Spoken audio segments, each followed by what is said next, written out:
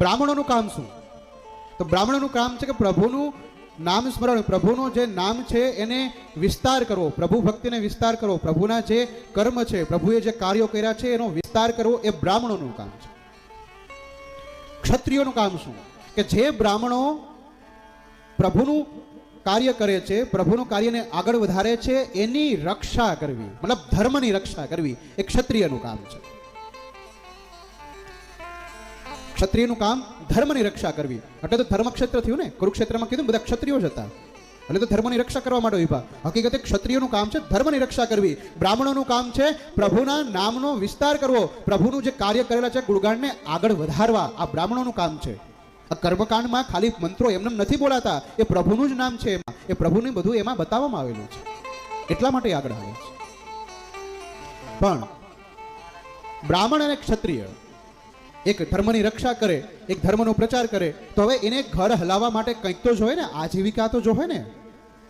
એ પણ પોતે પણ ગૃહસ્થ છે, એનું ઘર પણ હલાવવું. એટલા માટે વૈશ્ય લોકો છે, મતલબ જે વેપાર કરે છે ને એ લોકો ધન ઉત્પન્ન કરે અથવા કોઈ પણ વસ્તુ અનાજ ઉત્પન્ન કરે અને એક ક્ષત્રિય અને બ્રાહ્મણને આપે, એમાંથી એનું ઘર હાલે.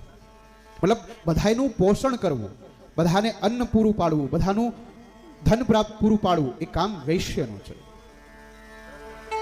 અને શુદ્ર કોણ?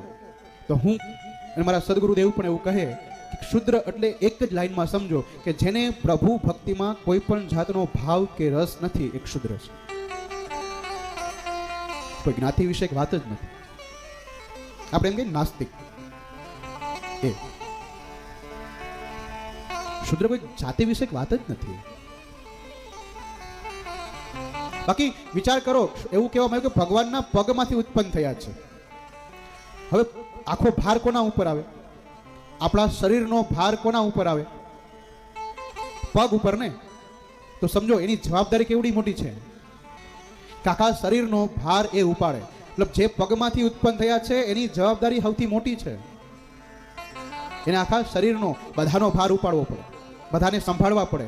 જો એ ભાંગી જાય, એ પડી જાય તો આખું શરીર નીચે આવી જાય.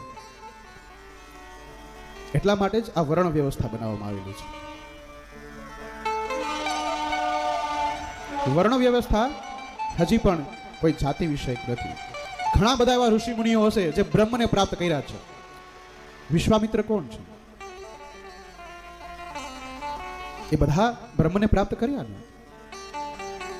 હું એવું કહી શકું અથવા આપણે એવું માની શકીએ કે જે ભગવાનનું કાર્ય કરે છે, જે ભગવાનના ધર્મનો પ્રચાર કરે ને, એ બધા બ્રહ્મ છે. જે ધર્મની રક્ષા કરે ને એ બધા ક્ષત્રિય છે. જે બધાનું પોષણ કરે, એ બધાને કરે ને એ વૈશ્ય છે. અને જે કોઈ પ્રભુને માનતા નથી ને એને આપણે કહી શકીશું. જાતિ વિષયક વાત જ નથી.